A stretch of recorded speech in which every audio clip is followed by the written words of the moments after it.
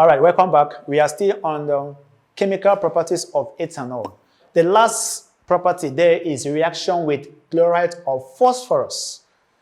So the main product here is always chloroethane. Chloroethane, sorry, not ethene.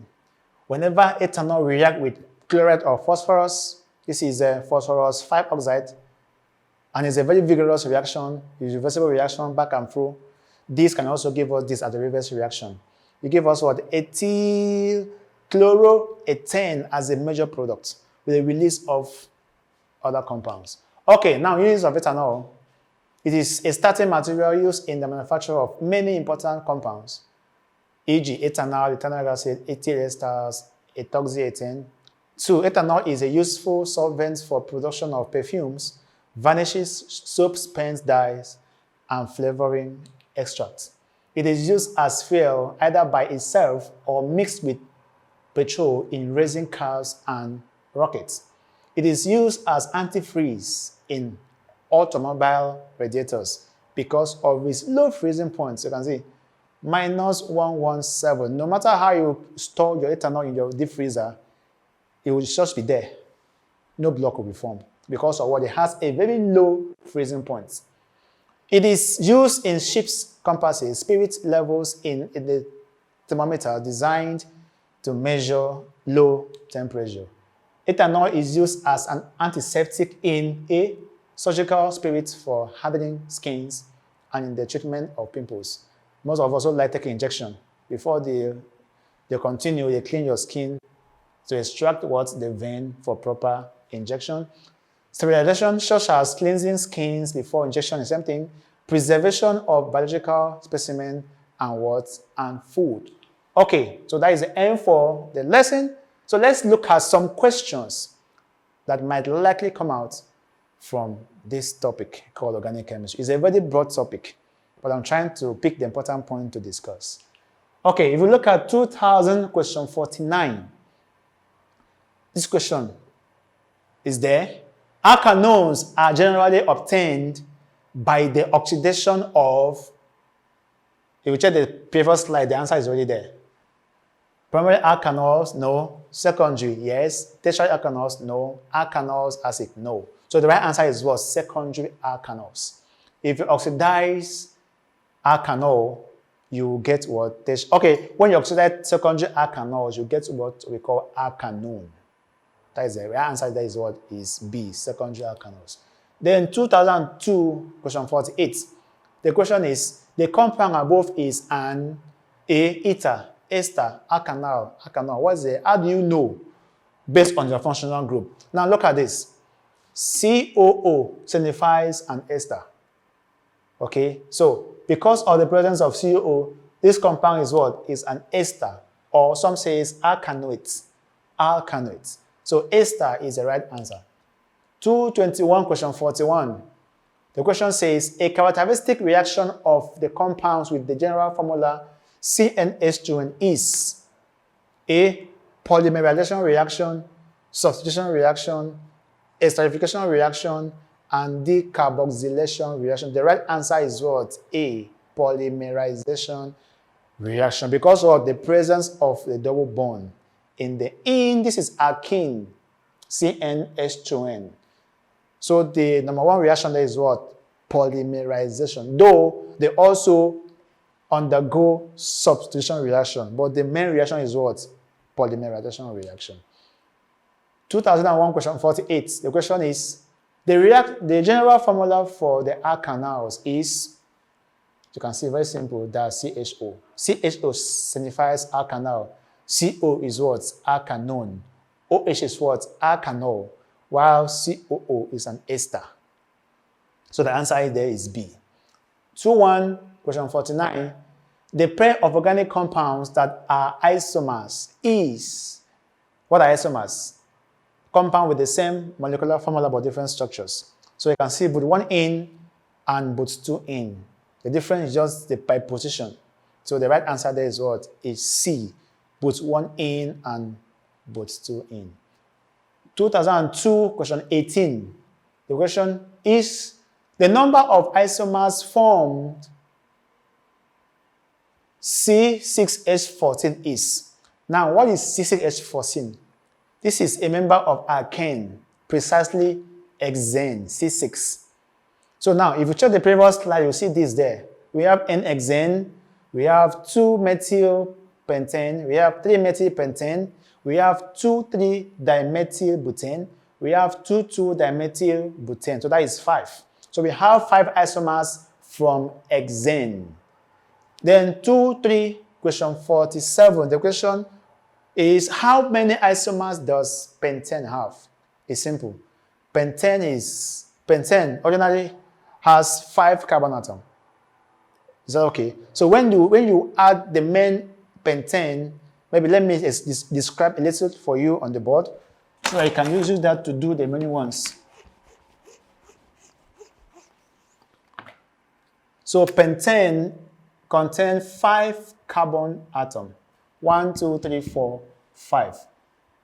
With your hydrogen attached to it. This is your normal pentane.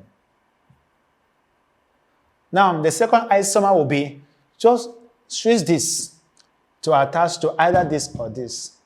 You have 1, 2, 3, 4. 1, 2, 3, 4, 5, reduced to 4. With either CS3, this. So your name changes. This is 1-methyl-butane. The last one is, just switch this guy to this place. You can have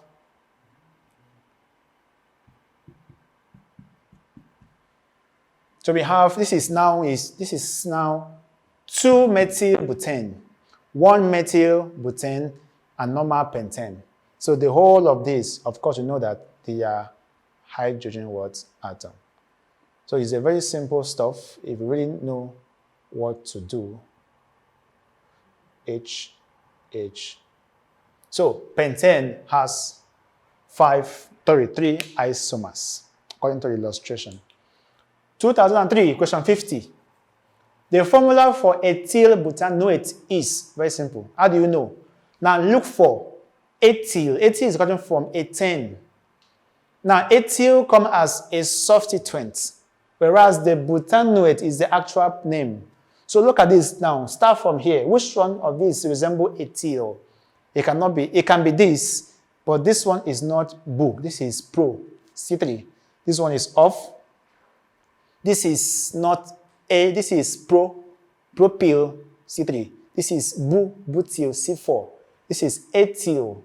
Now come here now. Bu means 4 carbon atoms, so C4H9. So the real answer is this is ethyl butanoate. COO, make it an ester. Ethyl butanoate. So the answer there is what? Is A. Question 46 from 2003. Wow, this one involves solving. With the idea of your empirical formula, you will be able to solve this properly and get the exact answer for the question.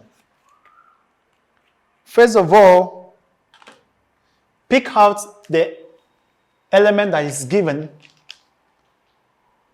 We have carbon, followed by what?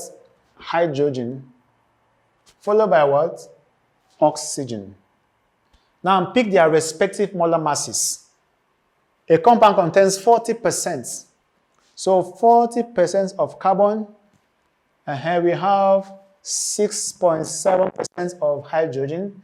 Then we have 53.3% of oxygen. Now, how do you get their mole ratio? Divide through by what? Amount equals to reactive mass over what? Over molar mass. So what's the molar mass of carbon? Carbon is always 12. What's the molar mass of hydrogen? 1 is the first element. What's the molar mass of oxygen? It is how many? 16. So if you divide 40 by 12, it will give you something like 3.3, if I'm not mistaken. 6.7. This divided by 1 is 6.7. Divide 16, you have the same thing. Yeah, 3.3. So, which of them is the least? divide through by the least value to have the actual mole. So the least here is what? 3.3. So 3.3 divided by what? 3.3 divided by what? 3.3 divided by what? 3.3. So this into this is 1 is 2. This into this will give us 2. This will give us what? 1. So our empirical formula first is what? CH2O.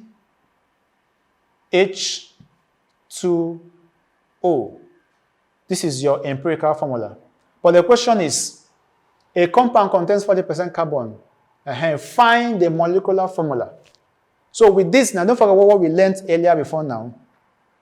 Molecular formula here will be given as empirical formula equals to what? The molar mass. So that will give us what? Find the respective molar mass of this compound. So 12, carbon is 12. 12 plus 1 times 2 plus 16 bracket n equals to, what is the molar mass in the question? 100 and what? 180. So if you do that, that will give you 14. No, is it 14? That will give you 30. Yeah. 30 n equals to 180. Therefore, your n here equals to what? 6. Now, for you to get the actual molecular formula, substitute the value of n here as 6. That will give you C2H bracket 6. And that will give us what? 1, there's 1 here now. C1 times 6 give us what? C6. 2 times 6 give us what? H12. Whereas 1 times 6 give us what? 6.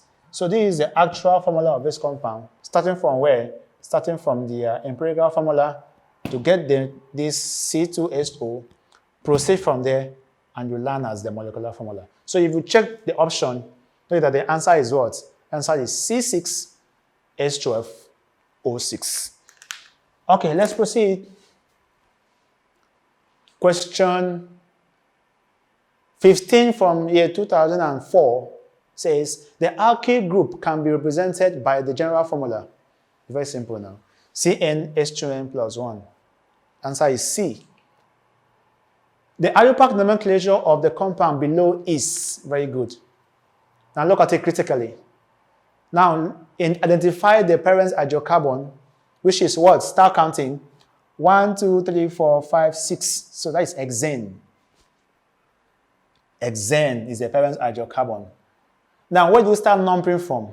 That will give us the lowest carbon atom. Is it from here or this side? If you start from this side, it will be too long for you. You now have 1, 2, 3, 4, 5.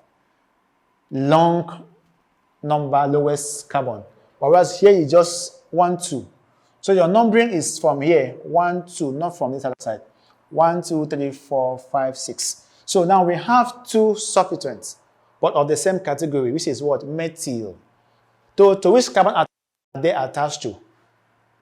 The first is carbon. This is carbon 1, to this is carbon 2. So the answer here is what? 2, 3. 2, 3, di, because there are 2. Dimethyl hexane, which is your parent hydrocarbon. So the answer here is what? Is B. 2, 3 dimethyl hexane. 2, 3 dimethyl hexane as your parent hydrocarbon. All right. Next question is, an isomer of C5H12 is simple. This is already pentane. So this must form one of the isomer. Of course, 2-ethyl is off. It can't be ethyl again now. So butane is below the actual question. So 2-methyl pentane, it cannot be pentane again when we have 2-methyl here. The suitable answer here is what? Because when you reduce one methyl group, you have what? A butane. This is 5-pentane. This is 4-butane. So we have 2-methyl butane as the final answer. Thank you. Let's pause. When we come back, we finish up the remaining question, and we are done for the day.